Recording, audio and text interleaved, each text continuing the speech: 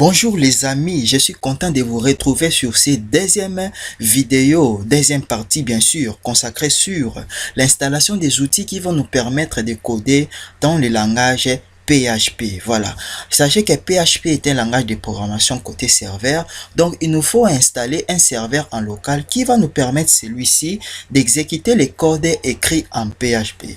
Parlant du serveur en local, moi j'ai installé le logiciel XAMPP. XAMPP est un logiciel qui comporte par défaut un serveur en local Apache, MySQL, ainsi de suite. C'est d'ailleurs le meilleur logiciel que je vous recommande pour coder en PHP. Il y a aussi WAMP, mais moi j'aime toujours utiliser XAMPP parce que je le trouve très facile et je l'ai toujours utilisé depuis 2013.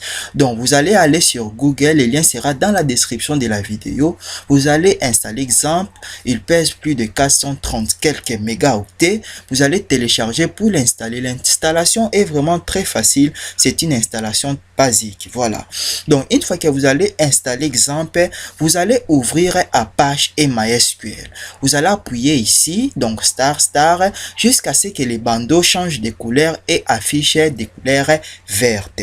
Voilà. Donc, une fois installé XAMPP, vous devez aussi installer un navigateur web. Moi, je vous recommande Google Chrome ou Firefox. Moi, j'ai installé Firefox parce que je l'ai aussi toujours utilisé. Donc, une fois installé XAMPP et ouvert Apache et MySQL, vous allez vous rediriger vers votre navigateur web puis taper localhost. Lorsque vous allez taper localhost, vous allez tomber sur le dashboard que propose le logiciel XAMPP par défaut. Mais d'où provient cette page web qui est juste là devant nous?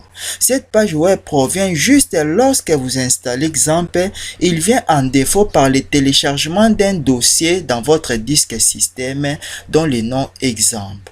La mise en place de ce dossier est automatiquement. Donc, lorsque ce dossier va afficher, dedans ce dossier, il y aura aussi un tas d'autres dossiers dont les dossiers qui vont nous intéresser durant cette formation seraient les dossiers htdocs. Voilà. Donc, dedans les dossiers htdocs, il y aura tout un tas de dossiers et de fichiers qui viennent aussi par défaut. Mais ne tenez pas compte de tout ceci que vous voyez, ce sont juste mes projets que je suis en train de coder. Mais par contre, les fichiers tels que index, favicon, bitnami, application et dashboard viennent par défaut. Surtout ne les pas modifier ou bien de ne les pas supprimer. Voilà. Donc, une fois installé XAMPP et votre navigateur, vous devez aussi installer un éditeur de code.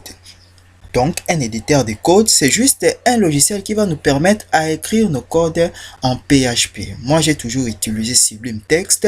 Vous pouvez aller télécharger Visual Studio Bracket. Il y a plus d'une centaine. Mais moi, je vous recommande d'utiliser Sublime Text parce que je le trouve vraiment très agréable. Voilà pour cette deuxième partie consacrée sur l'installation des outils. Si vous avez un problème par rapport au lancement du localhost, vous pouvez aller vérifier le port 80 de votre ordinateur. Peut-être celui-ci a été occupé par un autre logiciel que vous avez déjà pu installer dans votre PC. Si c'est le cas, je vous ferai une vidéo pour vous montrer comment changer votre port de 80 et les mettre à un chiffre quelconque.